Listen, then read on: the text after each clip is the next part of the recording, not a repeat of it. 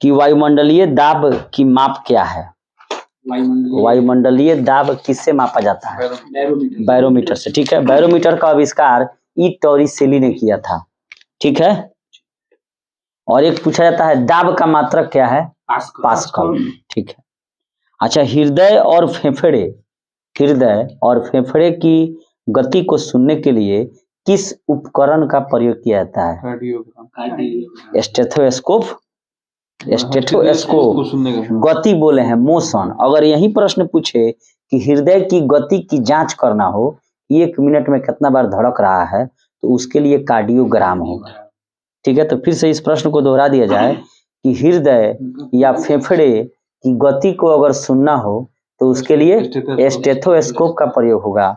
अगर वहीं हृदय गति की जांच करनी हो, कार्डियोग्राम का। ठीक है, अच्छा, कोई किसी द्रव्य का आपेक्षिक घनत्व किससे मापा जाता है? घनत्व पूछे हैं, डेंसिटी, हाइड्रोमीटर से। और हाइड्रोमीटर से ही बैटरी चार्ज है कि नहीं उसको मापा जाता है। ठीक है, और अगर ये पूछते कि आपेक्षिक आर्द्रता किससे मापी जाती है, तो हाइग्रोमीटर होगा। आर्द्रता कहेगा तो अर्थात ह्यूमिडिटी कहेगा तो हाइग्रो हो जाएगा। अगर वही घनत्व पूछेगा तो हाइड्रो। ठीक है, पौधे की जड़ों के दाब की माप, पौधे की जड़ में जो है वहां कितना प्रेशर है, इसको मापने के लिए किस यंत्र का प्रयोग किया जाता है? मैनोमीटर से।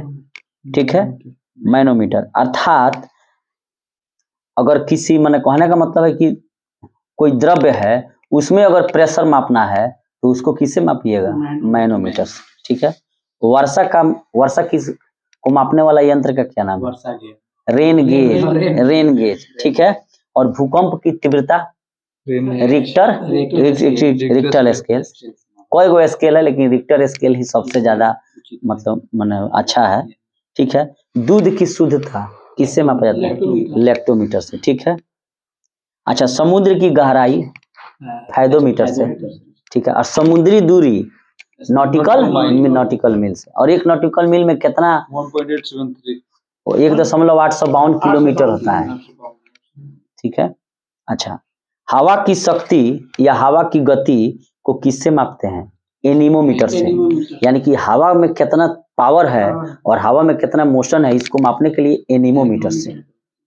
और द्रव्य के अंदर दाब मापना हो तो मैनोमीटर से। ठीक है, अच्छा, वायुमंडल की आर्द्रता का माप हाइग्रोमीटर, और वहीं द्रव्य की अपेक्षिक घनत्व, तो घनत्व पूछेगा तो हाइड्रो हो जाएगा। ठीक है, अच्छा, सीस्मोग्राफ क्या है? भूकंप मापी यंत्र है। ठीक है, और भूकंप की अगर तीव्रता का मापन करना हो कि कितना तेज है, तो रिक्टर स्केल। ठीक है, अच्छा, दो वस्तुओं के कोणीय दूरी किससे मापा जाता है? सेक्सटेंस से। ठीक है, ठीक है, दो वस्तुओं के बीच की कोणीय दूरी। अच्छा, विद्युत धारा की माप बहुत पूछा जाता है प्रश्न, अमीटर। बहुत पूछा जाता है, बहुत इंपॉर्टेंट प्रश्न है कि विद्युत धारा का माप किससे है? एमीटर से। ठीक है, अमीटर कहिए चाहे ए मीटर लिखिए, बतिया बराबर है। ठीक है, अच्छा, पहियों द्वारा तय की गई दूरी ओडोमीटर, जो मोटरसाइकिल मिस्त्री होता है रखता है सब एजेंसिया में, वो स्पीड चेक करने के लिए, तो पहियों द्वारा तय की गई दूरी ओडोमीटर। ठीक है, पौधे की वृद्धि की माप किस यंत्र से की जाती है कि पौधा बढ़ रहा है? कैस्कोग्राफ से। और कैस्कोग्राफ जो यंत्र है, इसकी खोज भारत के ही व्यक्ति ने किया है, जिसका नाम है जेसी बोस। ठीक है, वायुयान की गति टैकोमीटर से। वायुयान की गति टैकोमीटर से, या उड़ते हुए किसी विमान की ऊंचाई भी, ये सब अल्टीमीटर टैकोमीटर से मापा जाता है। ठीक है, और रक्त दाब किससे मापा जाता है? ब्लड प्रेशर स्फिग्मोमैनोमीटर से। ठीक है, अच्छा, 1 नॉटिकल मील बराबर कितना किलोमीटर होता है? 2 किलोमीटर। ठीक है, और वहीं 1 माइक्रोन बराबर कितना mm होगा? 1/1000 कहिए चाहे 0.001 कहिए। ठीक है, 1 फायदम में कितना मीटर होता है? 1.8 मीटर या 6 फीट 1 फायदम में। और ये क्या है? ये भी समुद्री दूरी है। अभी ना हम लोग पढ़े थे समुद्र की गहराई किससे मापा जाता है? फायदोमीटर से मापा जाता है। तो ये समुद्र की गहराई, तो 1 फायदम में 6 फीट या 1.8 मीटर। अच्छा, 0 डिग्री सेंटीग्रेड जो तापमान है यह फ़ारेनहाइट में कितना होगा? 32 होगा। ठीक है। अच्छा, माइनस में 40 डिग्री सेंटीग्रेड बराबर कितना डिग्री फ़ारेनहाइट हो? तो माइनस में 40 डिग्री फ़ारेनहाइट होगा, यानी कि -40 डिग्री पर सेल्सियस और फ़ारेनहाइट दोनों बराबर होते हैं। 1 नैनो सेकेंड में कितना होता है सेकेंड? 10 के पावर 9 सेकेंड, नैनो सेकेंड। बिल्कुल सही है। अच्छा, अजंता की जो गुफाएं हैं इसको किस शासकों ने बनवाया था? गुप्त शासकों ने। बिल्कुल सही, ठीक है। वहीं एलोरा का राष्ट्रकूटों ने, एलोराष्ट्र। और कांचीपुरम का मंदिर किन राजाओं ने बनाया था? पल्लव, नरसिंह वर्मन प्रथम, ये सब पल्लव राजा थे। और रथ मंदिर भी उन्हीं के लोगों द्वारा बनाई गई है। अच्छा, खजुराहो का मंदिर किसने बनवाया? चंदेलों के द्वारा। खजुराहो का मंदिर है कहाँ? मध्य प्रदेश के छतरपुर जिला में। और वहीं पर ही बाबा फेमस हुए हैं, बागेश्वर धाम, यहीं पर है। ठीक है। कुतुब मीनार का निर्माण किसने करवाया था? कुतुबुद्दीन ऐबक ने। ठीक है। हालांकि वो 3 पीढ़ी तक गया, उसमें कई मंजिल बना, फिर गिर गया भूकंप से, तो फिरोज शाह तुगलक बनवाए। ठीक है, लेकिन पूरा करवाया था इल्तुतमिश ने। 2.5 दिन का झोपड़ा, बिल्कुल सही। 2.5 दिन का झोपड़ा जो है, कभी ये सब संस्कृत विश्वविद्यालय ये सब था। अच्छा, कोणार्क का मंदिर किसने बनवाया? नरसिंह देव प्रथम ने। कहाँ है कोणार्क का मंदिर? उड़ीसा में है। बिल्कुल सही है। अच्छा, हौज ए खास, अलाउद्दीन खिलजी। सीरी का किला, हौज ए खास, अलाई दरवाजा, ये सब अलाउद्दीन खिलजी ने बनवाया। और इसी ने अलाउद्दीन खिलजी ने कहा कि उपज का आधा भाग हमको दे दो, यानी कि अगर 100 क्विंटल धान हो रहा है खेत में तो 50 क्विंटल हमको दे दो। उसके अलावा बाजार व्यवस्था को इसने काफी मजबूत बनाया। क्यों बनाया? क्योंकि मंगोल आक्रमण रोकना था और सैनिक की स्थिति मजबूत करनी थी, और सैनिकों को नकद वेतन देना शुरू किया। ठीक है। अच्छा, कौन अपने चाचा को मारकर जो है गद्दी पर? अलाउद्दीन खिलजी। ठीक। और इसी से ना कहानी है पद्मावत का। अब पद्मावत का रचना किसने की थी? मलिक मोहम्मद जैसी ने। कब की थी? 15वीं सदी में की थी, जब शेर शाह सूरी शासन कर रहा था। शेर शाह सूरी का काल क्या है? 1540 से लेकर 1545 तक, यानी कि 16वीं ईस्वी हो गया। और उसी के काल में पद्मावत की रचना मलिक मोहम्मद जैसी ने की। शेर शाह सूरी ने ग्रैंड ट्रंक रोड बनवाया, चांदी का सिक्का चलवाया। अच्छा, नेक्स्ट में बताइएगा लोग कि आगरा का किला और फतेहपुर सीकरी शहर किसने बसाया? अकबर ने। बिल्कुल सही है। 4 मीनार हैदराबाद में किसने बनवाया? कुली कुतुब शाह ने। बिल्कुल सही है, बहुत पूछा जाता है। अच्छा, निशांत बाग, आसिफ अली। निशांत बाग कहाँ है? जम्मू कश्मीर में है। दीवाने खास, कोई को दीवाने खास है, लेकिन दीवाने खास दिल्ली वाला शाहजहां। ताजमहल का निर्माण शाहजहां। अच्छा, जामा मस्जिद, ठीक है। मोती मस्जिद ये आगरा वाला है, तो इसको शाहजहां ने बनवाया। और दिल्ली का मोती मस्जिद औरंगजेब ने बनवाया था। ठीक है। लाल किला दिल्ली में किसने बनवाया? शाहजहां ने। ठीक है। यही जो है ना, अपने शासन के अंतिम वर्षों में अपने बेटे के हाथ कैद हो गया, औरंगजेब के हाथ, और पानी तक मांग रहा था तो इसको नहीं दिया जा रहा था, तो चना लेकर अपना जीवन गुजारा। तो फोर्ट विलियम कॉलेज जो कलकत्ता में बना था, किसने बनवाया? लॉर्ड वेलेस्ली ने। ठीक है। और हवा महल प्रताप सिंह ने। ठीक है। नेक्स्ट बताइएगा लोग कि प्रकाश संश्लेषण में हरे पौधे कौन सी गैस को छोड़ते हैं? ऑक्सीजन को छोड़ेंगे। और कौन सी गैस ग्रहण करेंगे? Carbon dioxide. ठीक है। अच्छा, मुक्त रूप से निलंबित चुंबकीय सुई का दिशा क्या होता है? उत्तर। हमेशा NS होगा, नॉर्थ एंड साउथ। बिल्कुल सही है। पृथ्वी का अक्ष अपने अक्षीय समतल लंब से कितना डिग्री झुका हुआ है? 23.5 डिग्री। ठीक है। अच्छा, पृथ्वी पर 2 स्थानों के अनुदैर्ध्य का अंतर कितना डिग्री होता है कि उनके स्थानीय समय में अंतर 1 घंटा हो जाता है? 15 डिग्री का। 15 डिग्री कहिए या 4 मिनट कहिए, यानी कि पृथ्वी पर अगर 2 कोई स्थान है तो उसके बीच 15 डिग्री या 4 मिनट का अंतर हो जाएगा, तो स्थानीय समय में कितना डिग्री? 1 घंटा का अंतर हो जाएगा। ठीक है। अच्छा, साबुन के साथ झाग न बनाने वाला जल कैसा जल होगा? मृदु जल होगा या कठोर जल? कठोर जल होगा। ठीक है। प्राकृतिक बहुलक का उदाहरण बताइए। लाह और सेलुलोज जो है वो सब प्राकृतिक बहुलक के उदाहरण है। थीन बांध किस नदी पर है?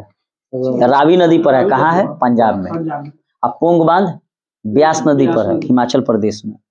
ठीक है, दोनों प्रश्न पूछा जाता है। पोंग बांध ब्यास नदी पर और थीन बांध रावी नदी पर। अच्छा, इसरो का फुल फॉर्म बताइए लोग। इंडियन स्पेस रिसर्च ऑर्गेनाइजेशन, और यानी कि भारतीय अंतरिक्ष अनुसंधान संगठन या संस्थान कहिए, और इसकी स्थापना 1969 में कहा, बेंगलुरु में हुई थी। ठीक है, और सारा सैटेलाइट यहीं भेजता है, मूनयान से लेके चंद्रयान सब भेजा। अच्छा, डायबिटीज की बीमारी जो है वह शरीर में किसको प्रभावित करती है?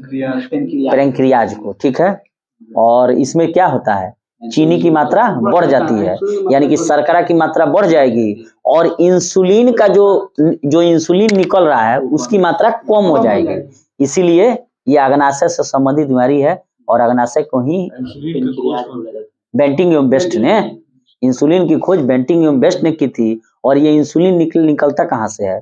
तो अग्नाशय यानी कि अंग्रेजी में पैंक्रियाज के बीटा सेल से निकलता है।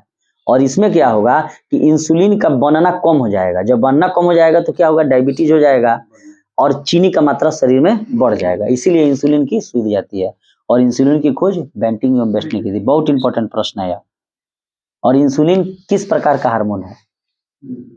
इंडोक्राइन है, माने आंतरिक है, एक्सोक्राइन नहीं है। अच्छा, नेक्स्ट बताइएगा लोग कि तड़िक चालक की खोज किसने की थी? बेंजामिन फ्रैंकलिन ने। और तड़िक चालक में किस धातु का अधिकतर प्रयोग होता है? तांबा का। और तड़िक चालक का प्रयोग आखिर क्यों किया जाता है?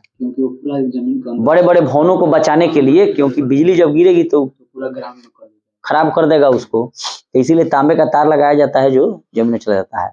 तो आज बेंजामिन फ्रैंकलिन बहुत अच्छा काम किए, नहीं तो इतने बिल्डिंग दिखते नहीं। आज जानते हैं 63,000 की लाख कितना वोल्ट पावर होता है उसमें, बिजलिया में। और सरकार जो है अभी यूरोपीय जो देश है, सब विकसित देश, वो सोच रहा है कि हम लोग जो इतना कोयला यूरेनियम वगैरह जो जला के बिजली पैदा कर रहे हैं, इतना खर्चा कर रहे हैं, क्यों नहीं वो जो बिजली गिरता है उसको एब्जॉर्ब कर लिया जाए।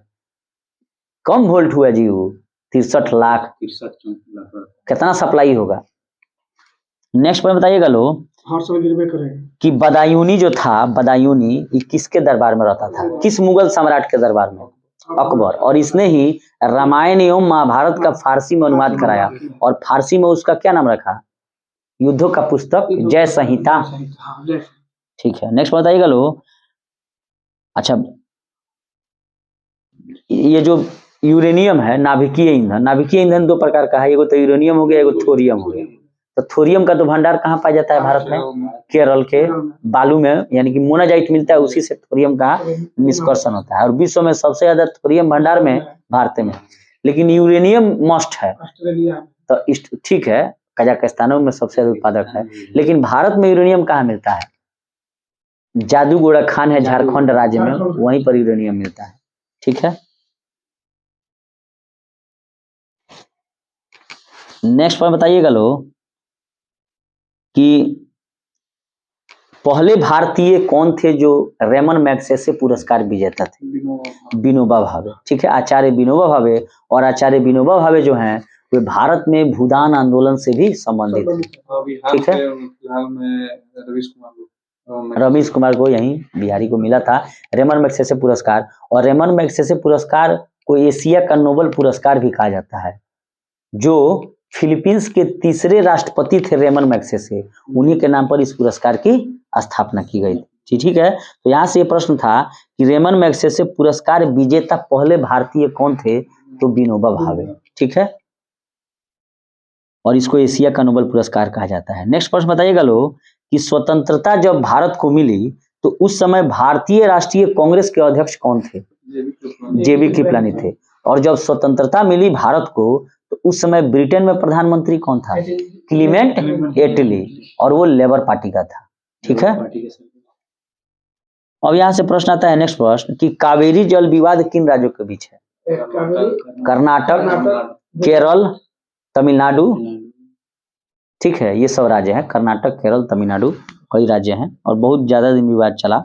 अच्छा, पृथ्वी पर सबसे निचला बिंदु कौन सा है? डेड सी, जिसको मृत सागर कहते हैं। और विश्व में सबसे ज्यादा, विश्व में जो है सबसे ज्यादा किस माने विश्व में सबसे ज्यादा लवणता वाला कौन सा झील है? तो तुर्की का वान झील 330% है। तुर्की का वान झील 330% है। और उसके बाद है यही डेड सी का लगभग 238% के आसपास है। 1 लीटर में 300 ग्राम। हाँ, मैंने सबसे ज्यादा लवणता अगर प्रश्न पूछेगा तो तुर्की का वान झील और दूसरा स्थान डेड सी का है। और ये भी प्रश्न पूछे कि पृथ्वी पर सबसे निचला बिंदु कौन है? तो यही मृत सागर यानी कि डेड सी है। अच्छा, नेक्स्ट बताइएगा लो कि 1916 में Akhil Bharatiya home rule league की स्थापना किसने की थी? प्रश्न को ध्यान से सुनिएगा। मैंने ये पूछा है कि 1916 में अखिल भारतीय यानी कि कंप्लीट भारत में जो है उसका माने नहीं, कंप्लीट भारत में उसका प्रचार चला या आंदोलन चला, तो उस 1916 में स्थापित Akhil Bharatiya home rule league की स्थापना किसने की थी? तिलक ने की थी कि एनी बेसेंट? एनी बेसेंट ने। तिलक का तो वहीं तक सिमट गया था। ठीक है, नेक्स्ट प्रश्न बताइएगा लो कि बांग्लादेश की मुक्ति के समय, जो बांग्लादेश आजाद हुआ 1971-72 में, तो उस समय पाकिस्तान के शासक कौन थे? याहवा खान। ठीक है, पाकिस्तान के प्रथम प्रधानमंत्री कौन थे? लियाकत अली। ठीक है, अच्छा, गौतम बुद्ध का जो जन्म है वह नेपाल के कपिलवस्तु के पास लुम्बिनी में हुआ था। उनकी मृत्यु कहाँ हुई थी? कुशीनगर, देवरिया जिला, उत्तर प्रदेश। बिल्कुल ठीक है। और उनके जब मृत्यु हो गई तो उसको क्या कहा जाता है बौद्ध भाषा में? बौद्धों में महापरिवार निवार। और जब ज्ञान की प्राप्ति हुआ तो महाभिनिश क्रमण कहा गया। ठीक है, नेक्स्ट पॉइंट बताइएगा लो कि विश्व जल दिवस कब मनाया जाता है? 22 मार्च को। ठीक है, 22 मार्च को। ठीक है, तुर्की की राजधानी का क्या नाम है? अंकारा। ठीक है, बीबी का मकबरा औरंगाबाद महाराष्ट्र में है। यह किसकी मकबरा है? औरंगजेब की पत्नी का। और ये जो है एक प्रकार का आपको ताजमहल का फूहड़ नमूना है, नकल किया गया है। ठीक है, नेक्स्ट बताइएगा लो कि दचिग्राम अभयारण्य किस राज्य में है? जम्मू कश्मीर में। अब बांदीपुर कर्नाटक में है, नागरहोल कर्नाटक में है, नंदनकानन उड़ीसा में है जो सफेद चीता के लिए प्रसिद्ध है, रणथंबोर राजस्थान में है। अच्छा, जयसमंद झील कहाँ है? राजस्थान में है। नागिन झील, मानस बल झील, ये सब कहाँ है? जम्मू कश्मीर में। ठीक है, शेषनाग। शेषनाग, जहाँ शेषनाग रहेंगे वहां नागिन जरूर रहेगी। क्या? अच्छा, वियना जो है ऑस्ट्रिया, जो अंतर्राष्ट्रीय परमाणु ऊर्जा एजेंसी का मुख्यालय है, वियना ऑस्ट्रिया, ऑस्ट्रिया का शहर है, ऑस्ट्रिया की राजधानी भी है वियना। तो वो किस नदी के किनारे बसा है? डेन्यूब। तो देखिए, डेन्यूब नदी के किनारे एगो ट्रिक बता रहा है, बेलफास्ट वियना, बेलग्रेड, एगो और फास से कोनो शहर है, नाम ध्यान नहीं आ रहा है, एगो सौ से है, एगो ट से है, एगो वियना है, बेलफास्ट वियना। रुपया निकालते हैं,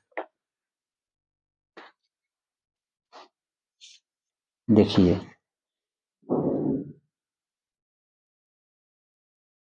बेलग्रेड सर्बिया की राजधानी, जहां पर क्या हुआ था, गुट निरपेक्ष आंदोलन का मुख्यालय है बेलग्रेड वियना में। इसमें जवाहरलाल नेहरू, मार्शल टीटो, एगो नासिर करके ही लोग कहा कि हम लोग संयुक्त राष्ट्र संघ में रहेंगे, लेकिन कोई मतलब नहीं, लेकिन हम लोग गुट निरपेक्ष रहेंगे, ना रूस के तरफ रहेंगे ना अमेरिका के तरफ रहेंगे। तो डेन्यूब नदी के किनारे बेलग्रेड सर्बिया वाला, बुडापेस्ट हंगरी, उसके अलावा वियना ऑस्ट्रिया। ठीक है, देखिए बेलपेस्ट, घबरा गए थे हम, बेलपेस्ट वियना याद रखना है, बेलपेस्ट वियना। बेल से हो गया बेलग्रेड डेन्यूब नदी के किनारे, पेस्ट हो गया बुडापेस्ट जो हंगरी की राजधानी है, ये हो गया डेन्यूब नदी के किनारे, और फिर यहाँ वियना हो गया ऑस्ट्रिया का डेन्यूब नदी के किनारे। अगर ये प्रश्न पूछा जाए कि शंघाई जो चीन का शहर है किस नदी किनारे है? यांगटी सिकियांग, जो एशिया की सबसे लंबी नदी है। ठीक है, और वहीं यांगुन जो रंगून नाम है म्यांमार वाला, जहां उसको दफनाया गया था बहादुर शाह द्वितीय को, वह किस नदी के किनारे है? इरावदी नदी के किनारे है। ठीक है, और न्यूयॉर्क यूएसए का हडसन नदी के किनारे है।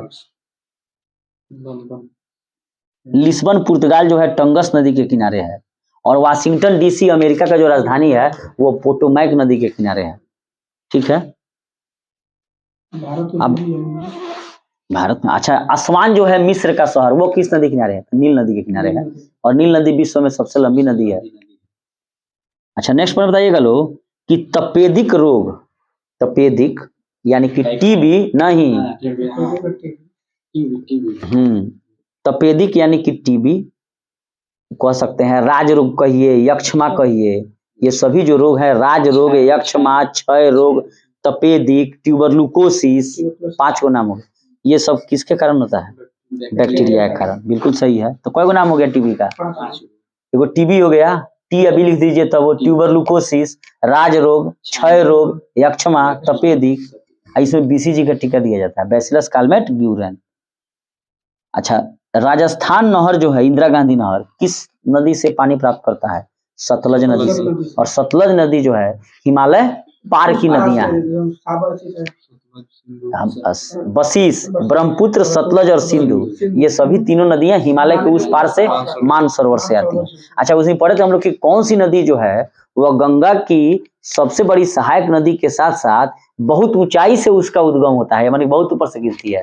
यमुना, बंदरपुर छिमानी से गिरती है, लगभग 6300, हाँ इसी के आसमान 6000 से ऊपर से ऊंचाई से गिरती है बंदरपुर से। अच्छा नेक्स्ट बताइएगा लो कि चंबल और साबरमती नदी किस पर्वतमाला द्वारा अलग अलग विभाजित हो जाती है? दो पर्वत है, अरावली पर्वत, और भारत के सबसे प्राचीन पर्वतों में अरावली पर्वत का नाम है, और अरावली पर्वत की सर्वोच्च चोटी का नाम गुरु शिखर है, और उसी पर माउंट आबू है, और उसी पर क्या है? दिलवाड़ा का जैन मंदिर, विमल शाह ने बनवाया था। अच्छा, रुद्र सागर झील कहाँ है? मध्य प्रदेश में, रुद्र सागर झील। अच्छा नेक्स्ट बताइएगा लोग कि यदि दो तत्वों की परमाणु संख्या, खूब ध्यान से सुनना है, परमाणु संख्या का मतलब है एटॉमिक नंबर, बराबर है लेकिन द्रव्यमान संख्या भिन्न है, तो उसे क्या कहते हैं? आइसोटोप, यानी कि समस्थानिक कहेंगे। समस्थानिक यानी कि आइसोटोप, इसका मतलब उसका एटॉमिक नंबर बराबर है, और जिसका एटॉमिक नंबर बराबर नहीं होगा क्या हो जाएगा? आइसोबार्स हो जाएगा, यानी कि समभारिक हो जाएगा। तो अब ये प्रश्न यहाँ से बनता है कि आखिर परमाणु संख्या का मतलब क्या है एटॉमिक नंबर का? यानी कि उसमें जो प्रोटॉनों की संख्या है वही उसकी परमाणु संख्या है, और एक परमाणु में जितना प्रोटॉन होते हैं उतना ही क्या होते हैं? इलेक्ट्रॉन होते हैं। और द्रव्यमान संख्या पूछे तो N+P, यानी कि न्यूट्रॉनों की संख्या जोड़ प्रोटॉनों की संख्या बराबर द्रव्यमान संख्या, और द्रव्यमान संख्या को किससे डिनोट किया जाता है? Z से, और परमाणु संख्या को A से। और परमाणु संख्या का मतलब क्या होगा? सिर्फ प्रोटॉन की संख्या या न्यूट्रॉन या इलेक्ट्रॉन की संख्या। अच्छा नेक्स्ट बताइएगा लोग कि किस देश का राष्ट्रीय खेल सांड की लड़ाई है? बुल फाइटिंग, स्पेन का। और भारत में एक और खेल है जल्लीकट्टू, वो भी केरल नहीं, कर्नाटक है। अच्छा, गुरुमुखी लिपि जो था यह सिखों का है, इस लिपि का आविष्कार किसने किया था? इसको विकसित किसने किया था? गुरु अंगदेव ने, ठीक है। अच्छा, पानी से फैलने वाले रोग का नाम बताइए। हैजा, ये सब संदूषित पानी से फैलता है, बहुत बार पूछा जाता है हैजा रोग। तमिलनाडु में है जल्लीकट्टू, जल्लीकट्टू जो खेल है वो कहाँ है? तमिलनाडु में। अच्छा नेक्स्ट बताइएगा लोग कि मुद्रास्फीति यानी कि मूल्य वृद्धि तब उत्पन्न होती है जब मुद्रा की विनिमय क्या हो जाती है? घट जाती है कि बढ़ जाती है? यानी कि घट जाएगी। मुद्रास्फीति का मतलब हो गया मूल्य वृद्धि। तो मूल्य वृद्धि कब हो जाएगा? बाजार में जाइएगा तो मूल्य वृद्धि कब होता है? बेचने वाला कम हो और खरीदार ज्यादा हो गया तो मुद्रास्फीति वहां उत्पन्न हो जाएगी, यानी कि वस्तु का मूल्य क्या हो जाएगा? बढ़ जाएगा। और वहीं बेचने वाले ज्यादा हो तो। अच्छा नेक्स्ट पॉइंट बताइएगा लोग कि सिंधु घाटी सभ्यता के लोग किसकी पूजा करते थे? पशुपति, ठीक है। अच्छा, सिंधु घाटी सभ्यता किस प्रकार की सभ्यता थी? ग्रामीण थी कि शहरी थी? शहरी थी। आर्यों की सभ्यता ग्रामीण थी, लेकिन सिंधु घाटी सभ्यता शहरी थी। तबे ना चौकोर पर नाली की व्यवस्था है, घर है, यानी कि उस समय का वो नगरे निगम था। अच्छा, कालाजार जो लोग है, कालाजार रोग, तो कालाजार रोग का वाहक कौन सा मक्खी है? सिकटा मक्खी, ठीक है। कालाजार रोग का वाहक सिकटा मक्खी है। वो प्रश्न यहाँ पर छूट रहा है, रुक जाइए, उसको इसी में घिस दिया जाए।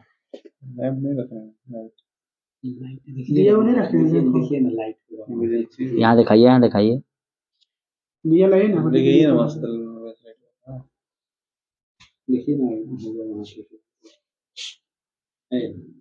देखिए कालाजार जो रोग है ना, ये आपको परजीवी यानी कि प्रोटोजोआ द्वारा फैलता है, ठीक है। और इसका जो परजीवी है, परजीवी यानी कि प्रोटोजोआ द्वारा फैलता है कालाजार।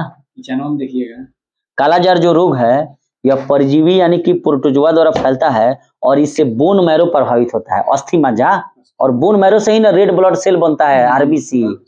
तो कालाजार रोग से प्रभावित होने वाला अंग कौन हो गया? बोन मैरो यानी कि अस्थि मज्जा। और इसका परजीवी यानी कि प्रोटोजोआ कौन है? तो लिस्मेनिया डोनावानी, ठीक है। और इसका वाहक है सैंड फ्लाई। इसी को कहीं कहीं लिखता है सैंड फ्लाई, कहीं लिखता है बालू मक्खी और कहीं लिखता है सिक्टा मक्खी।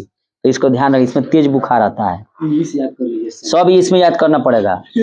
कालाजार का किससे अंग कौन प्रभावित होगा? अस्थि मज्जा। इसका वाहक कौन है? तो प्रोटोजोआ है। कौन है प्रोटोजोआ में? बालू मक्खी, सैंड फ्लाई, सिक्टा मक्खी।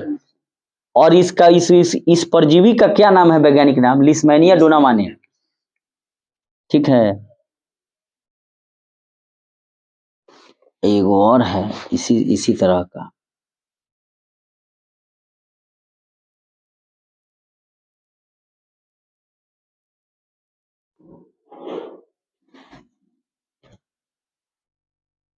हाँ देखिए, सोने की बीमारी, माने आपको खूब नींद लगेगा, तो इससे प्रभावित होता है मस्तिष्क। और इसको कहा जाता है, इसके परजीवी का नाम है सीसी मक्खी, TSC। तो खूब ध्यान से इसको माने एथी करना है, दोनों परजीवी ही हैं। एक है सोने की बीमारी, तो ये हो गया मस्तिष्क प्रभावित होगा, और इसके परजीवी जो है वो सीसी मक्खी है, तो वहां लिखेगा सीसी मक्खी, ये TSC। और इसके परजीवी का नाम है ट्रिपैनोसोमा। क्या नाम है? ट्रिपैनोसोमा। तो यहाँ ध्यान रखना है कि सोने की बीमारी और कालाजार, तो सोने की बीमारी में कौन मक्खी है? सीसी मक्खी। और कालाजार में कौन मक्खी है? सैंड फ्लाई, बालू मक्खी या सिक्टा मक्खी। और उस बालू मक्खी, सिक्टा मक्खी का परजीवी का क्या नाम है? लिस्मेनिया डोनावानी। और यहाँ जो सोने की बीमारी है, सीसी मक्खी काटने से जो होता है मस्तिष्क प्रभावित होता है, यहाँ पर है ट्रिपैनोसोमा। और कालाजार से कौन अंग प्रभावित होगा? अस्थि मज्जा, बोन मैरो। क्लियर हो गया? अब हम लोग नेक्स्ट पे चलते, इसको ध्यान रखिएगा, लोग बहुत फंसता है सीसी या सिक्टा, सैंड फ्लाई या और बालू मक्खी में।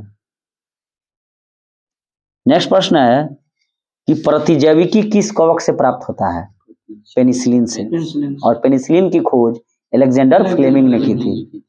लोथल किस राज्य में स्थित है? गुजरात में। क्या था? सी पोर्ट था, समुद्री बंदरगाह था, सिंधु घाटी सभ्यता का बंदरगाह नगर है। और इसी लोथल में जो है भारत सरकार अभी फिर से उसको डेवलप कर रही है वर्तमान में।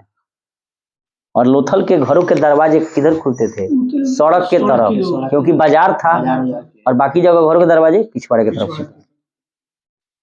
अच्छा नेक्स्ट बताइएगा लोग। अच्छा, कंपाइलर एक उच्च स्तरीय भाषा है जो क्या करती है कंप्यूटर में? कंपाइलर जो है उच्च स्तरीय भाषा को मशीन स्तरीय भाषा में रूपांतरण कर देती है। अच्छा, पोर्टलैंड जो सीमेंट है, माने सीमेंट का मुख्य संघटक क्या होगा? हाँ, चूना होगा, सिलिका होगा, एल्युमिना होगा, मैग्नीशिया होगा। हालांकि बालू और कांच का तो कोई संगठन नहीं है, बहुत ज्यादा नाम है।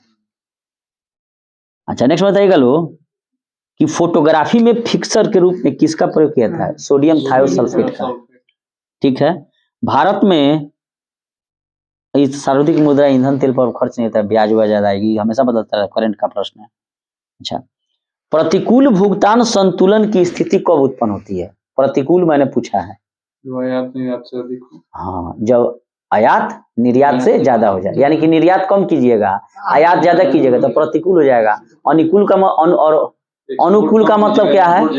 कि ज्यादा बेचिए और खरीदिए कम, ठीक है। अच्छा नेक्स्ट बताइएगा लोग कि सिंधु घाटी सभ्यता नगरीय सभ्यता थी, तो वैदिक सभ्यता क्या थी जो आर्यों की थी? ग्रामीण थी। आर्य क्या थे? ग्रामीण एवं पशुपालक थे, ठीक है। अच्छा, विश्व के मानचित्र को के सर्वप्रथम निर्माता कौन थे? एनेक्सिमेंडर। और कहाँ के थे? यूनान के थे। बहुत पूछा जाता है कि विश्व का मानचित्र का निर्माता एनेक्सिमेंडर यूनान का था। अच्छा, राजाओं के दैविक अधिकारों के समान राजत्व के सिद्धांत का प्रतिपादन करने वाला प्रथम मुस्लिम शासक सल्तनत काल में कौन था? बलबन था। क्या कहा था ये? कहा था ऊपर एगो बाड़न तो नीचे हम बने, अगर हमारा लगे आवे के बा तो हमारा के सलाम करे के पड़ी, सिजदा आ प्लस पैबोस, माने पैर के आके हमारा चूमे के पड़ी। और ऐसा उसने किस लिए किया? क्योंकि जो उसके दरबार में जो दरबारी थे, अमीर सरदार, उस सरदारों को क्या करना चाहता था? उसके मनोबल को तोड़ना चाहता था। इसीलिए इसने इस राजत्व के सिद्धांत को लाया और कहा कि हमसे बड़ा कोई नहीं है, ऊपर वो है तो हम भगवान का रूप है यहाँ पर, और हमारे लिए झुकना होगा और पैरों को चूमना होगा, सिजदा एंड पैबोस। उसके अलावा बलबन ने एक और काम किया जिसका नाम था लौह एवं रक्त की नीति, और ये लौह एवं रक्त की नीति का प्रयोग उसने अपने विरोधियों के लिए किया। उसके अलावा एक और काम किया, पारसी नववर्ष का जो त्योहार था नवरोज पर था, उसको इसने बलबन ने शुरू किया। और ये क्या किया था राजा बनने के लिए पता है? इसका एक दामाद था जो टोपी सीकर अपना जीवन व्यतीत करता था, नसरुद्दीन, उसी को बना दिया था राजा। अब बाद में कहा कि ये जाने टोपी ऐसी और राजा हम रहे, मुख्य सेनापति बन गया। क्योंकि राजा एक, देखिए राजा वही बनता है जो राजा के खानदान से होता है, या तो उसको मार के कोई राजा बनता है, नहीं तो जब तक उसका आखिरी रक्त का कहा धनानंद का जो बाप था महापदम नंद, वो मार दिया शिशुनाग वंश के अंतिम राजा को। हरेक वंश का अंतिम राजा कौन था? नागदशरथ। और शिशुनाग वंश का अंतिम राजा नंदीवर्धन। तो नंदीवर्धन का बेटा कौन था? महापदम नंद। लेकिन वो दासी पुत्र था, हिस्सेदारी और बनवाता था। तो ये महापदम नंदवा का कि इसको 9 लड़का था, उसी में धनानंद था। ये का किया कि उसके सब लड़कों को मार दिया, प्लस में नंदीवर्धन को भी मार दिया, और राज दरबार में सिंहासन पर बैठ के घोषणा करवाया कि इस राजा के नंदीवर्धन के खानदान का एकमात्र जीवित रक्त मैं ही हूं। यानी कि कोई अब राजा नहीं बन सकता है, और तुम लोग मेरे ऊपर तलवार भी नहीं उठा सकते हो, क्योंकि राजा मारे जा चुके हैं। अब उनका एकमात्र जीवन खून वाला जो मैं रिश्ता है, उसका खानदान में मैं ही बचा हूं, तो राजा मैं बनूंगा। तब जाके महापदम नंद बना। अब बहुत उस साम्राज्य विस्तार में बहुत बड़ा उसका हाथ है। मगध ऐसे ही इतना बड़ा नहीं हुआ, चंद्रगुप्त मौर्य तो जीतते रह जाते हैं ना, उसको हरा दिए तो सब मिल गया। ठीक है। और ये पूछे कि भारत का प्रथम प्रतापी चक्रवर्ती राजा कौन था? तो वही था चंद्रगुप्त मौर्य, जो हराया धनानंद। अच्छा, नेक्स्ट में हम लोग आते हैं कि न्याय की जंजीर व्यवस्था मुगल साम्राज्य में किसने की थी? जहांगीर। और यमुना के तट पर कितनी घंटियां थी? 60 उसमें घंटियां थी। सोने की जंजीर मैंने बजाइएगा तो घंटी बाजी, तब ना बैलवा निकल के आई। उसके अलावा जहांगीर जो था ये बहुत बड़ा शराबी था, और जहांगीर ने ही 12 अध्यादेश जारी किए थे, 12 ऑर्डिनेंस कानून लाया था राज्य माने अच्छा करने के लिए। और उसके अलावा इसने शराब एवं मादक द्रव्यों पर, तंबाकू पर भी प्रतिबंध लगा दिया। और अनारकली से कौन प्रेम करता था? जहांगीर। सलीम, इसके बचपन का नाम सलीम था। ठीक है। बचपन में थोड़े करेगा जी, जवान हो गया तो आपके तरह तब न करेगा। बचपन का प्यार मेरा भूल नहीं जाना रे। ठीक है। नेक्स्ट प्रश्न बताइएगा लोग कि अंत्योदय का विचार सर्वप्रथम किसने दिया? जयप्रकाश नारायण ने। और जयप्रकाश नारायण ने अंत्योदय एवं संपूर्ण क्रांति का नारा दिया। उसके अलावा जयप्रकाश नारायण को एक और प्यार से कुछ कहा जाता है, लोकनायक। लोकनायक की इनको उपाधि दी गई थी। और भारत छोड़ो आंदोलन के समय नेपाल के, ठीक है, नेपाल के जंगलों में आजाद दस्ता का इन्होंने गठन किया था। उसके अलावा बिहार सोशलिस्ट पार्टी में भी या कांग्रेस सोशलिस्ट पार्टी में भी स्थापना में ये इन्होंने साथ दिया, उसके सचिव भी बने थे। और जयप्रकाश नारायण दिवाली के एक दिन पहले ही हजारीबाग जेल से भाग गए। ये प्रश्न बीपीएससी में पूछा हुआ है। ठीक है। दिन तो नहीं याद है, लेकिन दिसंबर में 9 दिसंबर के आसपास भागे थे। नेक्स्ट पर बताइएगा लोग। अच्छा, जयप्रकाश नारायण को भारत रत्न की उपाधि कब दी गई? 2000 भाई 2000 नहीं ना, 1998 में। सुंदर प्रसाद को मिला 1962 में, और जयप्रकाश नारायण को मिला 1998 में।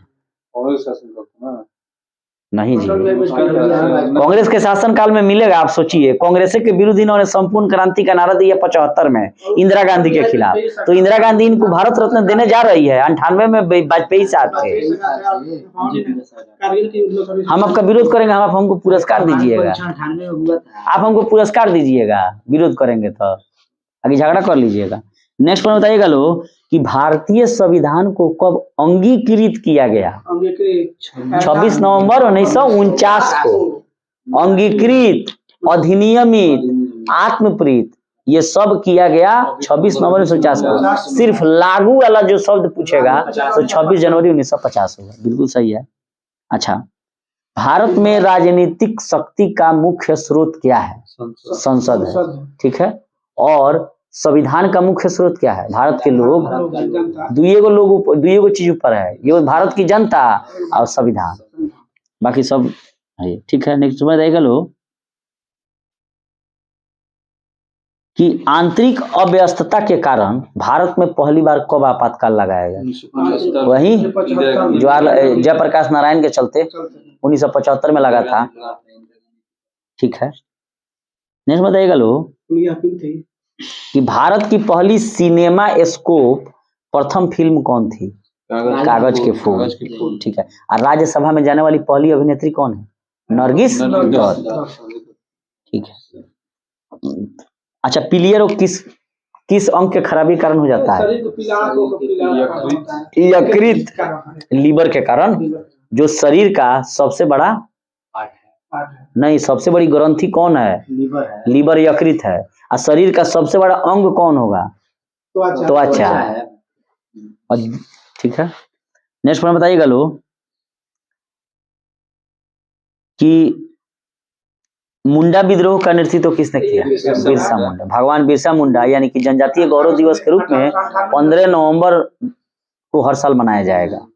मुंडा विद्रोह 1899 और 1900, ठीक है। अच्छा, नेक्स्ट बताइए, पुलिकट झील किन राज्यों में स्थित है? तमिलनाडु और आंध्र प्रदेश में, ठीक है। और पुलिकट झील एक लैगून झील का उदाहरण है। और भारत की सबसे बड़ी लैगून झील कौन है? चिल्का झील, उड़ीसा में है। और साथ ही भारत की सबसे बड़ी खारे पानी की झील कौन है? चिल्का झील, उड़ीसा में, जहाँ ओलिव रिडले कछुआ का प्रजनन स्थल है, ठीक है। अच्छा, इल्तुतमिश की पुत्री का नाम बताइए। रजिया सुल्तान, ठीक है। और दिल्ली सल्तनत की पहली महिला शासिका भी तब ना गाना आया, रजिया गुंडों में फंस गई। कैथल के पास डाकू इसको घेर लिया, सब कैथल के पास, ये तबे ना गाना आया, रजिया गुंडों में फंस गई। अच्छा, नेक्स्ट बताइएगा लोग, किसको देश बंधु कहा जाता है? दीन बंधु पूछे हैं। देश बंधु, देखिए दूगो प्रश्न है। देश बंधु तो चित्तरंजन दास, और दीन बंधु को CF एंड्रूज कहा जाता है। को ध्यान से सुनिए पहले, देखिए दूगो नाम है। एक है CF एंड्रूज, इनको कहा जाता है दीन बंधु। और एगो है नाम चित्तरंजन दास, इनको कहा जाता है देश के बंधु। तो देश के बंधु चित्तरंजन दास और दीन बंधु CF एंड्रूज, फंस जाएगा इसी में एग्जाम में। और चित्तरंजन दास ही, ठीक है, 1923 में मोतीलाल नेहरू के साथ मिलकर इलाहाबाद में क्या किए थे? स्वराज पार्टी की स्थापना। उसी स्वराज पार्टी को स्वराज कांग्रेस पार्टी भी कहते हैं, क्योंकि स्वराज पार्टी की स्थापना कांग्रेस के अंदर ही हुई थी। और सन 1922 में जो कांग्रेस का बिहार में दूसरा अधिवेशन हुआ था गया में, उसकी अध्यक्षता देश बंधु चित्तरंजन दास ने ही की थी, ठीक है। अच्छा, एगो प्रश्न खोजिएगा, ये व्हील्स ऑफ हिस्ट्री टाइप कीजिए ना, CR दासे ने लिखा है। व्हील्स ऑफ हिस्ट्री, CR दासे होंगे।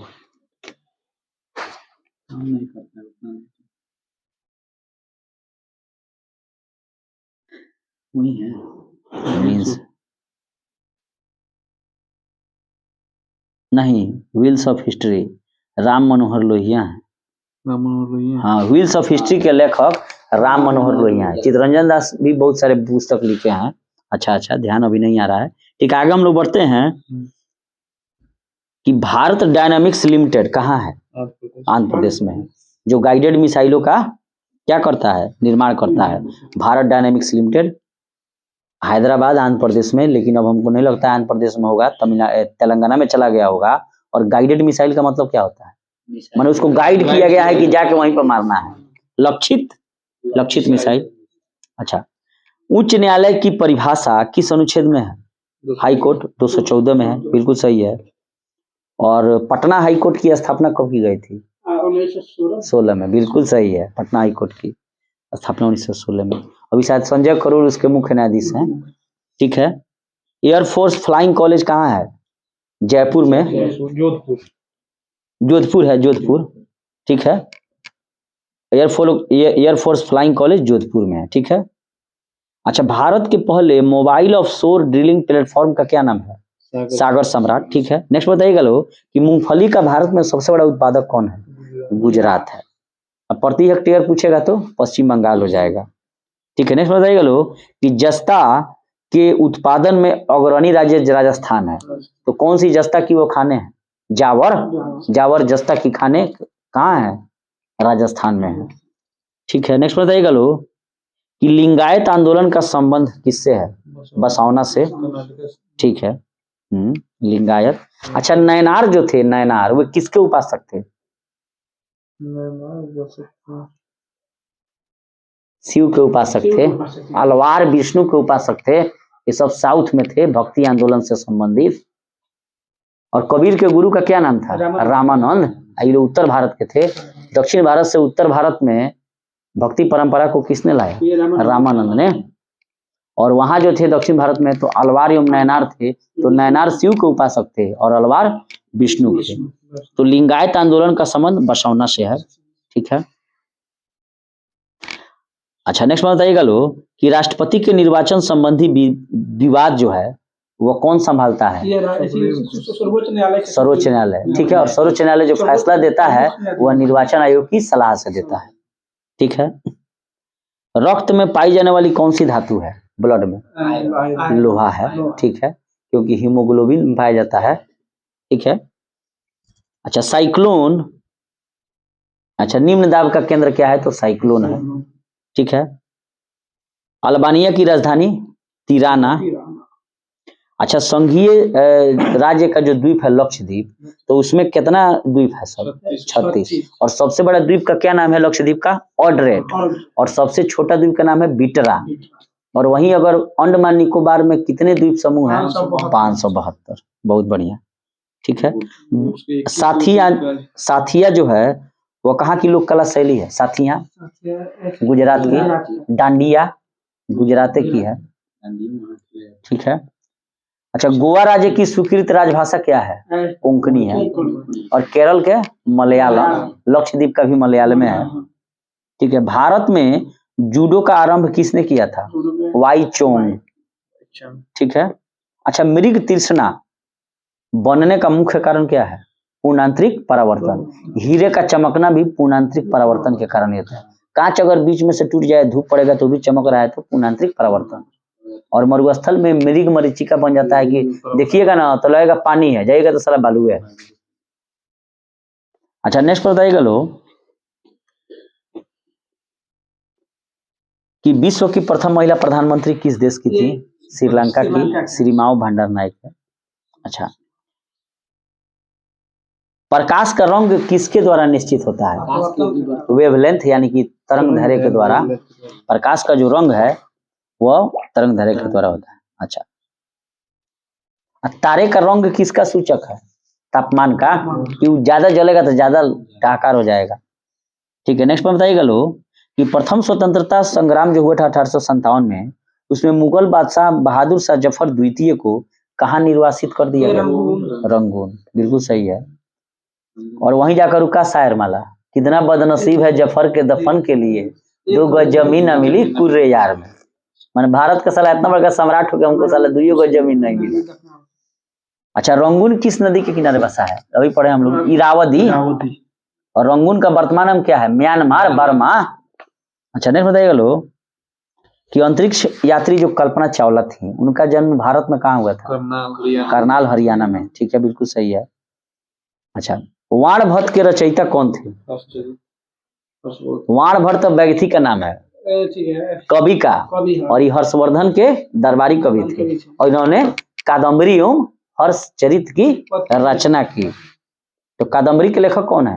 वाणभट्ट। हर्षचरित के लेखक वाणभट्ट। और ये किसके दरबार में थे? हर्षवर्धन। ठीक है। अच्छा, खार्तूम जो सूडान में है वो किस नदी के किनारे है? नील। असवान बांध किस नदी पर है? नीले नदी पर है, मिस्र में। अच्छा, 10 डिग्री चैनल किसको अलग करता है? दिल्ली, दक्षिणी अंडमान एवं ली माने लिटिल अंडमान, दक्षिणी अंडमान एवं छोटा अंडमान। अच्छा, बुलेट प्रूफ जैकेट बनाने के लिए किसका प्रयोग किया था? पॉलीकार्बोनेट का। ठीक है।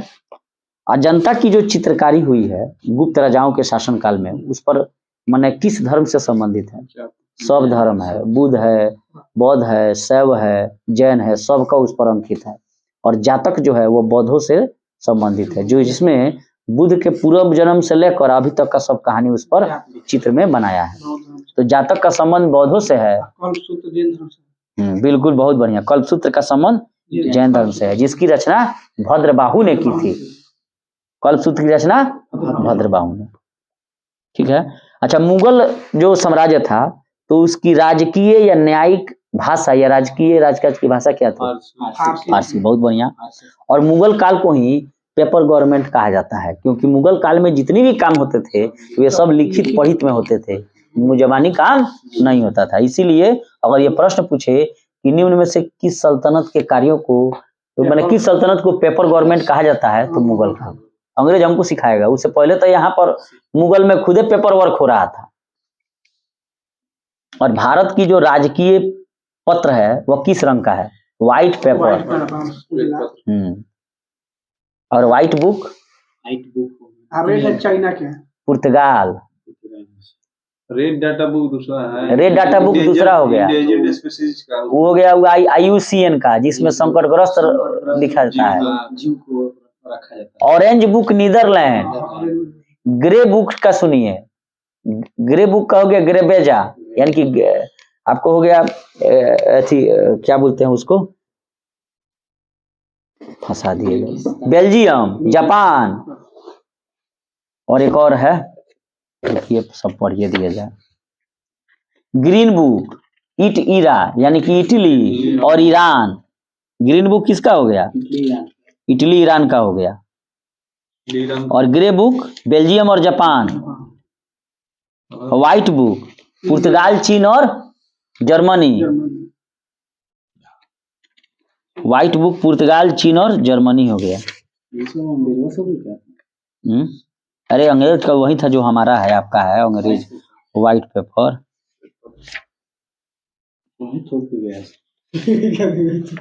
थोप के गया का है, गलती किया सब पहले तो रामायण लिखा गया था यही था, अभी तक लिखा है।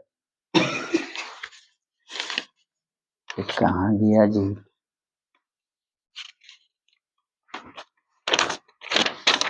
इधर ही मिलेगा।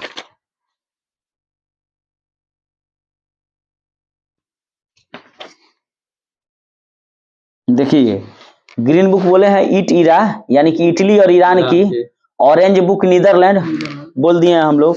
व्हाइट बुक पूचीज है, पुर्तगाल, पूचीज, पू से पुर्तगाल, ची से चीन और ज से जर्मनी। जा कहाँ बोले हैं? ग्रेबेजा बोले हैं, ग्रेबेजा बोले हैं ना, ग्रेबेजा, यानी कि ग्रे बुक बेल्जियम और Japan. Yellow book France. Joint paper 2 या 2 से अधिक सरकारी या ब्रिटेन का यही हो जाएगा व्हाइट पेपर या व्हाइट बुक। ब्रिटेन जो हम लोग ब्लू बुक ब्रिटेन सरकार के, और व्हाइट पेपर ब्रिटेन एवं भारत सरकार के। और व्हाइट बुक जब कहेगा ना तो पूची हो जाएगा पुर्तगाल, चीन और जर्मनी। और ग्रेबेजा कहेगा तब ग्रे बुक बेल्जियम एवं जापान। ग्रेबेजा, ठीक है। ग्रेबेजा याद रखना है। कैसे याद रखना है? ग्रेबेजा। ग्रे से हो गया ग्रे बुक, बे से हो गया बेल्जियम, जा से हो गया जापान। अच्छा, अब आपसे पूछ रहे हैं व्हाइट बुक कुछ चीज, तब बैठाइए लोग। पुर्तगाल, चीन और जैसे जर्मनी, ठीक है। ऑरेंज बुक नीदरलैंड, तो याद रखना होगा। और ग्रीन इट ईरा, यानी कि ग्रीन बुक इटली और ईरा, फिर आ गया ईरान। ग्रीन बुक ईटीरा याद रखिए। हाँ, सब क्लियर हो गया। येलो बुक फ्रांस हो गया, ऑरेंज बुक नीदरलैंड हो गया। ये ऑरेंज बुक वाला फंसता है नीदरलैंड। ठीक है, नेक्स्ट बताइएगा लो। ये रबर उत्पादन में भारत का अग्रणी राज्य कौन सा है? केरल है। मसाला उत्पादन में भी लौंग, इलायची, सब काजू किशमिश सब वही है। केसर में लहसुन मत कहती हल्की। अच्छा, मिर्च में कौन है? लाल मिर्च आंध्र प्रदेश है। और प्याज में महाराष्ट्र है। आलू में उत्तर प्रदेश है। आम में उत्तर प्रदेश है। धान में उत्तर प्रदेश है। गेहूं में उत्तर प्रदेश है। अच्छा, किस राज्य की मिट्टी जो है लवणीय मात्रा ज्यादा हो गई? उत्तर प्रदेश की। और क्षारीय हो गई है उत्तर प्रदेश की, लवणीय हो जाएगा गुजरात का। ठीक है, ठीक। अच्छा, लेह और श्रीनगर को जोड़ने वाला दर्रा का नाम बताइए। श्री ले जय, याद क्या रखना है? श्री ले जय, यानी कि श्रीनगर ले को जो जिला श्री ले जो श्रीनगर ले का जो जिला, बड़ी फंसता है ही। अच्छा, मलेरिया के उपचार में किसका प्रयोग किया जाता है? माने कौन से वृक्ष का छाल? सिनकोना। कुनैन के वृक्ष जो है सिनकोना, उसी को छाल का। ठीक है। अच्छा, आगे देखिए, अलवार किसके उपासक थे? विष्णु के। 9 से नयनार तो शिव होंगे। ठीक है। अच्छा, भोजन का पाचन शरीर में कहाँ से प्रारंभ हो जाता है? मुख से। यहीं पर लार निकाल देता है क्या? टाइलिन। अच्छा, अब भोजन का अंतिम रूप से पाचन छोटी आंत में, सबसे ज्यादा पाचन छोटी आंत में होता है। तो ये प्रश्न पूछेगा कि भोजन का मुख्य पाचन कहाँ होता है? मुख्य छोटी आंत। पाचन प्रारंभ कहाँ से हो जाता है? मुख से। मुख से बोलिए। अच्छा, एलपीजी गैस में मुख्यतः क्या पाई जाती है? Butane, propane.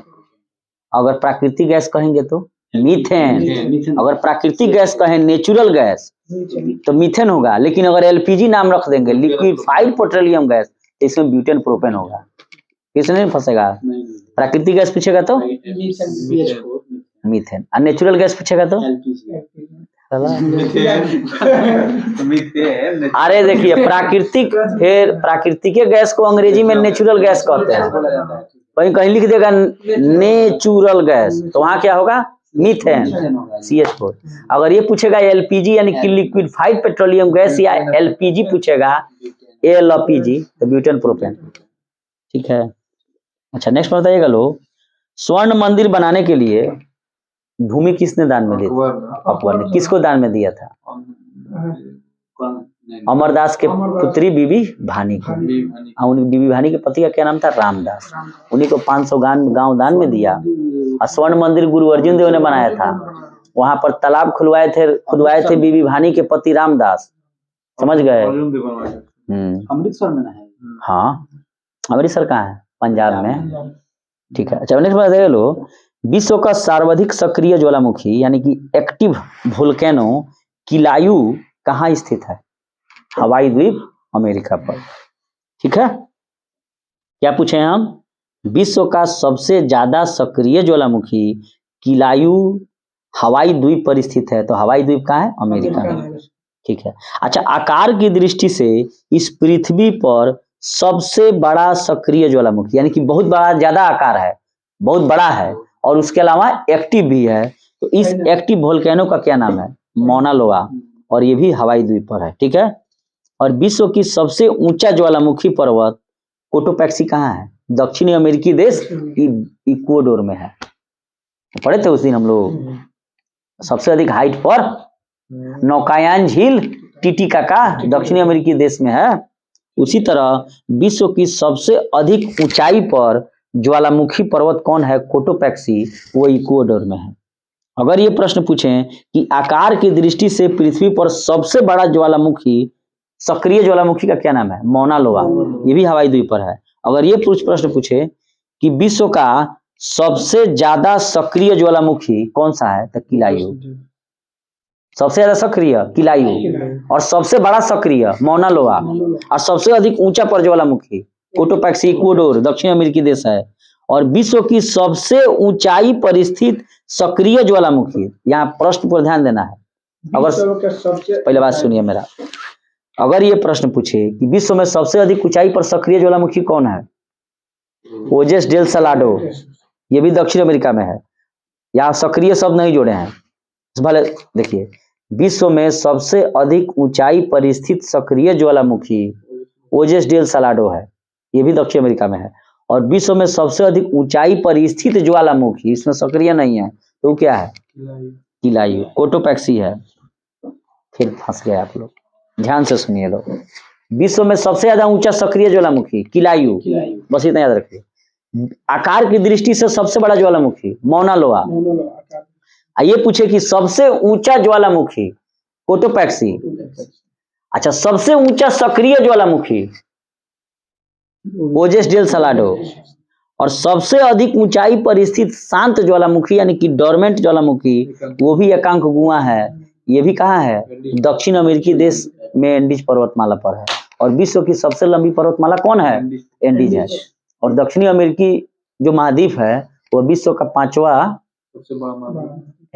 की चौथा है, चौथा होगा, चौथा सबसे बड़ा ज्वालामुखी है। उसके अलावा इसको पक्षी महाद्वीप भी कहा जाता है, चौथा है, चौथा सबसे बड़ा है।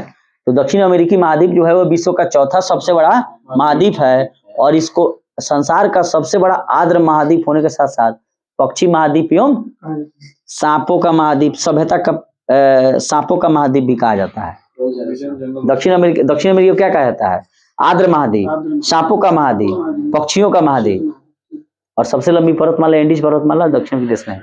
और सभ्यता का पालना एशिया को, और सभ्यता का जन्म यानी कि मानव जाति का पालना किसको कहा जाता है, अफ्रीका को।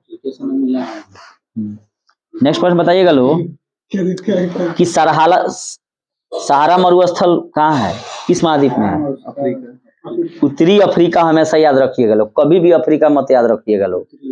सहारा मरुस्थल विश्व का सबसे बड़ा मरुस्थल है और यह उत्तरी अफ्रीका में, हमेशा उत्तरी अफ्रीका याद रखिएगा लोग। अरब महाद्वीप, अरब प्रायद्वीप में है, ठीक है। गोबी मंगोलिया चीन में है। कालाहारी बोत्सवाना है, दक्षिण पश्चिम अफ्रीका। और थार मरुस्थल कहाँ है, उत्तर पश्चिम भारत पाकिस्तान में। थार गाड़ियों आ गया है महिंद्रा का, 25 लाख हो तो जाके किन लीजिए, 25 लाख दाम दूंगा, 17-18 लाख, ठीक है। अच्छा, आटाकामा मरुस्थल किस महाद्वीप में है, दक्षिण अमेरिका देश चिली में है। तो आटाकामा मरुस्थल दक्षिणी अमेरिकी देश चिली में है और यह विश्व का शुष्क मरुस्थल है, ठीक है। थार मरुस्थल उत्तर पश्चिम भारत पाकिस्तान में है। उसके अलावा कालाहारी बोत्सवाना दक्षिण पश्चिम अफ्रीका में है और सहारा उत्तरी अफ्रीका में है। गोबी मंगोलिया चीन में है, ठीक है। गोबी खा लो, गोबी ले लो। अच्छा, रेड क्रॉस जो चिन्ह है इसका मतलब क्या है, डॉक्टरी सहायता। लाल त्रिकोण परिवार नियोजन। सफेद झंडा संधि या समर्पण, शांति नहीं होगा, शांति का दूसरा होगा। शांति का प्रतीक होता है कबूतर। उल्टा झंडा विपदा, राष्ट्रीय विपदा। काला झंडा विरोध, काला पट्टी विरोध। और लाल झंडा खतरे या क्रांति का। लाल सलाम, लाल सलाम। अच्छा, रॉ जो है किस देश की गुप्तचर एजेंसी है, IB, CBI, नाइचो जापान का है। अल मुखबरात इराक का है। अब मोसाद बहुत डेंजर है, सब मोसाद वाला। इजराइल का है मोसाद, उसी का ना डेंजर है, टंगवा लेगा आपको, यहीं से थाई नहीं लगेगा। इजराइल यहूदी सबका। अच्छा देखिए, अगर मुखबरात पूछे तो मिस्र होगा, और अल मुखबरात पूछे तो इराक होगा, ध्यान रखना है। मुखबरात तो मिस्र, क्या बोलते हैं उसको, इजिप्ट, यहीं पर नील नदी है। अगर अल मुखबरात पूछे तो इराक हो जाएगा, सदाम हुसैन वाला। अगर पूछे मोसाद, इजराइल का, टांग देगा सब यहीं पर। KGB या GRU रसिया का है, उसी का ना KGB के हैं वो पुतिन साहब। पुतिन, व्लादिमीर पुतिन जो रूस के राष्ट्रपति हैं, यूक्रेन पर चढ़ गए हैं। तो KGB और GRU रूस का। अच्छा बताइए लो, FBI और CIA अमेरिका, जितने हॉलीवुड फिल्म देखी नहीं जरूर उसमें FBI आई है, जरूर है। हिंदी फिल्म ISI कहाँ का है? यही पाकिस्तान भिखारी का है सब। यही पैसा पहले सुने थे कहते जब भी प्रश्न इमरान खान का कहते नाम डाला जाए तो आए कि भिखारी पाकिस्तान चला है। बहुत ज्यादा अच्छा नहीं बताइएगा लो, कर्म भूमि किसका जो समाधि स्थल है? शंकर दयाल शर्मा का। उदय भूमि KR नारायणन का। चैत्रा भूमि किसका है? BR अम्बेडकर साहब का, संविधान के पिता हैं। एकता स्थल ज्ञानी जैल सिंह। यही ना पॉकेट बीटो के रूप में डाकघर संशोधन अधिनियम को रख लिया था, जेबी बीटो का प्रयोग किया था ज्ञानी जैल सिंह। एकता स्थल है। नारायण घाट, 9 से नारायण तो 9 से नंदा, 9 से नारायण तो 9 से नंदा, गुलजारी लाल नंदा, ठीक है। और इनका प्रयोग खाली जानते हैं किसमें किया? सब टाइम पास प्रधानमंत्री में कांग्रेसिया। समता स्थल बताइए, बहुत पूछा जाता है। जगजीवन राम जो बहुत दिनों तक क्या रहे? कैबिनेट मिनिस्टर रहे थे 28 साल, बिहार का। इन्हीं की बेटी का नाम है मीरा कुमार, जो लोकसभा जो बनी थी, स्पीकर थी। अरे भारत की पहली महिला स्पीकर लोग यही न थी। कौन थी? मीरा। 2009 में 9 में अरे सासाराम से विधायक संसद चुनी गई थी मीरा कुमार, जगजीवन राम की बेटी। तो जगजीवन राम का जो समाधि स्थल है वो समता स्थल है। अच्छा, अभय घाट मोरारजी देसाई, ठीक है। महाप्रयाण घाट राजेंद्र प्रसाद, बिल्कुल सही है। किसान घाट बताइए, चौधरी चरण सिंह, किसानों के लिए बहुत काम किए थे। किसान दिवस भी इन्हीं के जन्म तिथि को मनाया जाता है, चौधरी चरण सिंह। वीर भूमि बताइए, राजीव गांधी। वीर में र है तो इधर राजीव साहब हैं क्या? सद्भावना दिवस भी राजीव गांधी के जन्म दिवस 20 अगस्त को मनाया जाता है। अच्छा, शक्ति स्थल बताइए, इंदिरा गांधी, ठीक है।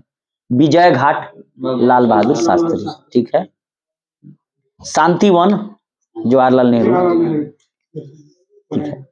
नेक्स्ट प्रश्न आप लोग बताइएगा कि विश्व बैंक यानी कि वर्ल्ड बैंक और इंटरनेशनल मॉनेटरी फंड यानी कि अंतर्राष्ट्रीय मुद्रा कोष की स्थापना कब हुई थी? ब्रेटन वुड्स सम्मेलन में ही निर्णय लिया गया और 1945 में ही इंटरनेशनल मॉनेटरी फंड यानी कि IMF और वर्ल्ड बैंक की स्थापना 1945 में की गई। और दोनों का मुख्यालय एक ही जगह है, वाशिंगटन DC। और वाशिंगटन DC अमेरिका का एथी है, राजधानी है। और वाशिंगटन DC किस नदी के किनारे बसा है? पोटोमैक, ठीक है। अच्छा, विश्व खाद्य एवं कृषि संगठन FAO का मुख्यालय कहाँ है? रोम, जेनेवा, रोम में मानिए। 1945 में सब जेनेवा हो गया है। अच्छा, विश्व व्यापार संगठन WTO की स्थापना कब की गई थी? 1995 में। गैट का नाम बदल दिया गया, यानी कि general agreement tariff and trade का नाम बदल कर जो 1995 में वर्ल्ड ट्रेड ऑर्गेनाइजेशन कर दिया गया। और इसका मुख्यालय जेनेवा में है। और 1995 में उसी नामों को बदल के स्थापना कर दिया, ठीक है। और गैट यही ना हुआ था 47 में, इसी को बदल दिया गया। अच्छा, WHO बताइए, वर्ल्ड हेल्थ ऑर्गेनाइजेशन 1948 जेनेवा में। और ये काफी चर्चा में रहा WHO, क्यों? कोरोना के कारण सब कोई जान गया कि WHO कौन है। और रेड क्रॉस का मुख्यालय बताइए। रेड क्रॉस तो न्यूयॉर्क जेनेवा है 1863 में। और इसके संस्थापक कौन थे? हेनरी ड्यूनॉट। क्या नाम है रेड क्रॉस का? हेनरी ड्यूनॉट, ठीक है। और रेड क्रॉस का मतलब है कि डॉक्टरी सहायता, ठीक है। नेक्स्ट में बताइएगा लो, G8 की स्थापना कब की गई थी? 1975 में। और G15 1989 में। ADB का मुख्यालय बताइए। मनीला, फिलीपींस की राजधानी मनीला में 1966 में। सार्क का मुख्यालय बताइए। 1985 में, ठीक है। बहुत पूछता है सार्क का कौन मेंबर नहीं है, और उसमें नाम देता है मालदीव का। अब मालदीव कभी उसका नहीं है ना, म्यांमार नहीं है, मालदीव तो है। 1985 में नाम मालदीव नहीं है, म्यांमार है। मालदीव नहीं है सार्क में, हमेशा मालदीव नाम डालता है, नहीं है मालदीव। देखिए ना, दिखाते हैं आपको, देखिए ना, मालदीव है, म्यांमार नहीं है। सॉरी मालदीव है। नेपाल बम भभुआ, इसका सूत्र है, सुन लीजिए लो, नेपाल बम्मा भभुआ।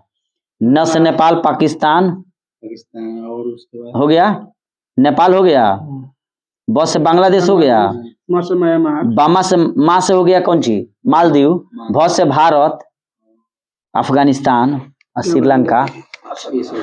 ठीक है, मालदीव है लेकिन म्यांमार नहीं है। बड़ी पूछता है, अभी पूछा था कौन एग्जाम हुआ था तो इसमें बहुत लोग का चखा गया। मालदीव नहीं है, मालदीव है, म्यांमार नहीं है। अच्छा, किस बैक्टीरिया के कारण दूध खट्टा हो जाता है? लैक्टोबैसिलस। अच्छा, ध्वनि की गति कहाँ सबसे ज्यादा होगी? ठोस में, उसके बाद द्रव में, उसके बाद गैस में, यानी कि स्टील में सबसे ज्यादा हो जाएगा। मारिए टन दे आवाज करेगा। ठीक है, हवाई जहाज किस मंडल में उड़ते हैं? समताप मंडल में। बहुत बढ़िया, समताप मंडल में, जिसको कहा जाता है अंग्रेजी में एस्ट्रोस्फीयर, और इसी समताप मंडल में क्या पाया जाता है? ओजोन परत पाए जाते हैं। ठीक है, नेक्स्ट बताइएगा लोग।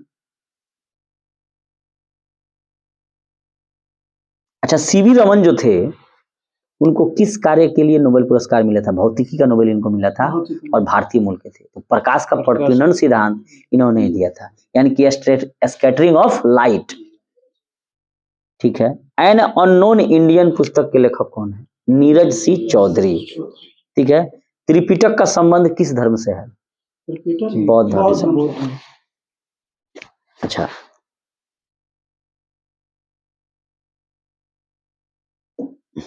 नाक की जांच, नाक यानी कि नाक की जांच करने वाला उपकरण का नाम बताइए। राइनोस्कोप। ठीक है, तब ना नाम है उसका राइनो, एक सिंगी गैंडा। नखो पर ना उसका रहता है, ट्रक उड़क सब उल्टा देता है, सब मार के कार को फोड़ देता है, सब इस तरह तुतनिया के।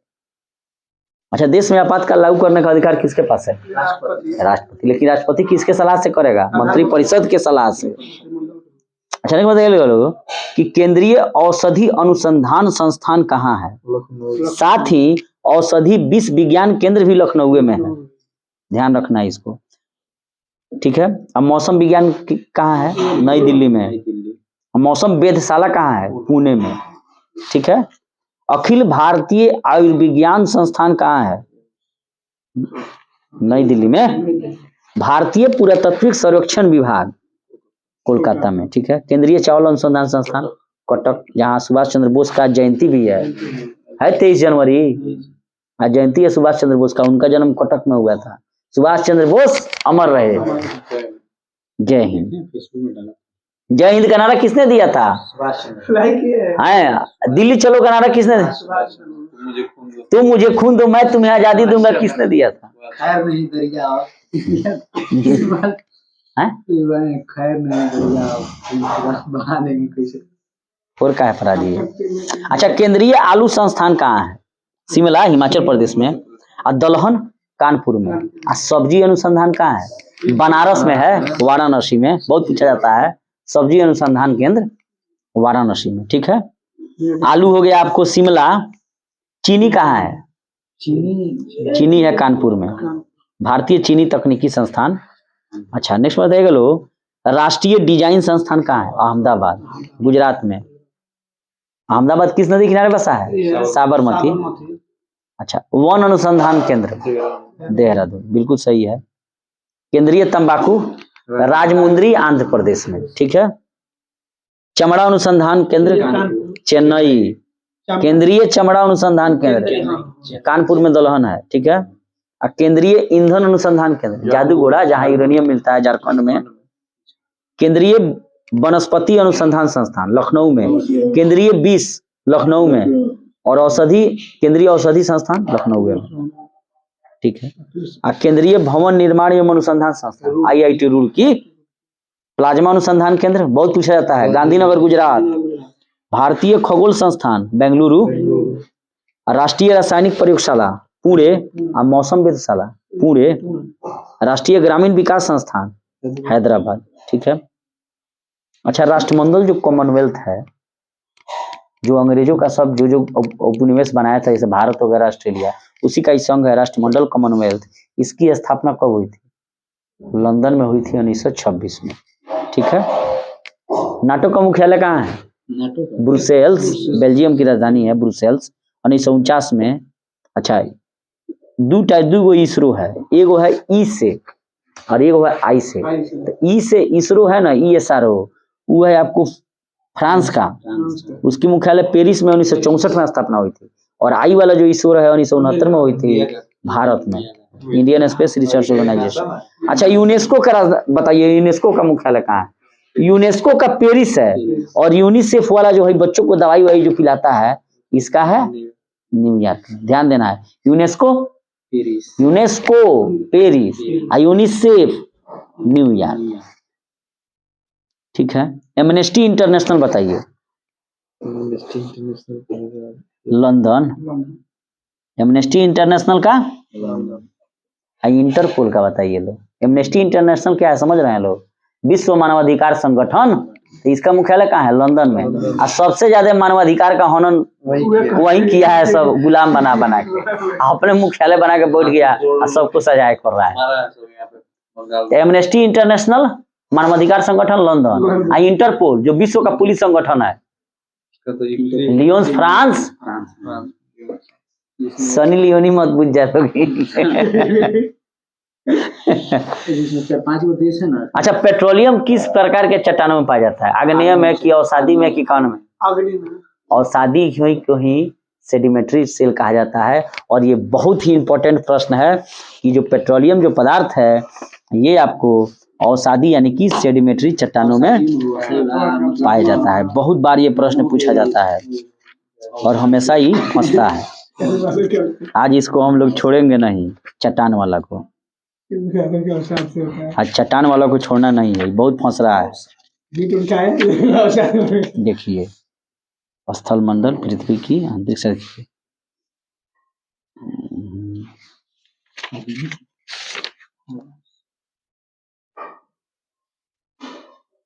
हाँ देखिए, चट्टान देख, सुनिए लो ध्यान से। रॉक, पृथ्वी की सतह के कठोर भाग को चट्टान कहते हैं, जो पृथ्वी की बाहरी परत की संरचना की मूलभूत इकाइयां हैं। उत्पत्ति के आधार पर यह 3 प्रकार का होता है। पहला इग्नोइस यानी कि आग्नेय,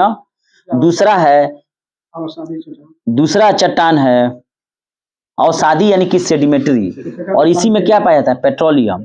और तीसरा है मेटाफॉर्मिक यानी कि कायांतरित यानी कि रूपांतरित। कोई गो नाम है। तो अवसादी को क्या कहते हैं? सेडिमेंट्री। ठीक है, ध्यान से पढ़िए। आग्नेय चट्टान यह मैग्मा या लावा के जमने से बनती है, जैसे ग्रेनाइट, बेसाल्ट, पैग्मेटाइट, डायोराइट और गेब्रो। क्या क्या? Granite, basalt, pegmatite, diorite, gabbro. याद कर लीजिएगा, बहुत पूछता है कि ग्रेनाइट किस प्रकार के चट्टान का उदाहरण है? आग्नेय। बेसाल्ट आग्नेय, पैग्मेटाइट आग्नेय, डायोराइट आग्नेय, और देखिए, और गेब्रो आग्नेय। यानी कि यही आग्नेय चट्टान का ही भाग है बेसाल्ट, और बेसाल्ट के टूटने से ही काली मिट्टी बनती है, जिसे रेगुर मिट्टी भी कहते हैं। और यह काली कपासी मिट्टी क्यों कहलाती है? क्योंकि कपास की खेती इसमें अच्छी होती है। ठीक है, तो आग्नेय चट्टान खूब ध्यान से सुनना है, स्थूल परत रहित, यानी कि आग्नेय चट्टान में आपको कोई भी परत नहीं पाया जाएगा। क्या समझे? परत रहित है। हाँ, इसे परत नहीं है, खूब ध्यान सुना। कठोर संघनन एवं जीवाश्म रहित होता है। तो जब ये प्रश्न पूछेगा कि निम्न में से कौन सी चट्टानें जीवाश्म रहित है, तो आग्नेय चट्टान है। और आग्नेय चट्टानों का भाग क्या है? ग्रेनाइट, गेब्रो, बेसाल्ट, डायोराइट और पैग्मेटाइट।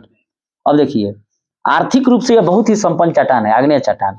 और इसमें चुंबकीय लोहा हो गया, निकेल हो गया, तांबा हो गया, सीसा हो गया, जस्ता हो गया, क्रोमाइट हो गया, मैग्नीज हो गया, सोना हो गया और प्लेटिनम हो गया।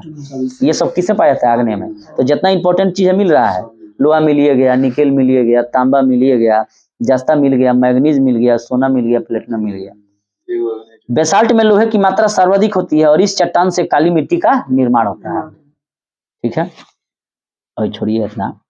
अब देखिए, यहाँ से प्रश्न पूछेगा कि ग्रेनाइट कौन सा चट्टान है? आग्नेय। और जब रूपांतरित होता है तो क्या बन जाता है? ग्रेनाइट नीस में बदल जाता है। पूछता है कि निम्न में से नीस किसका रूपांतरण है? ग्रेनाइट का। साइनाइट नीस में, गेब्रो सर्पेंटाइन में बदल जाता है, बेसाल्ट सिस्ट में बदल जाता है, और बिटुमिनस कोयला ग्रेफाइट में बदल जाता है।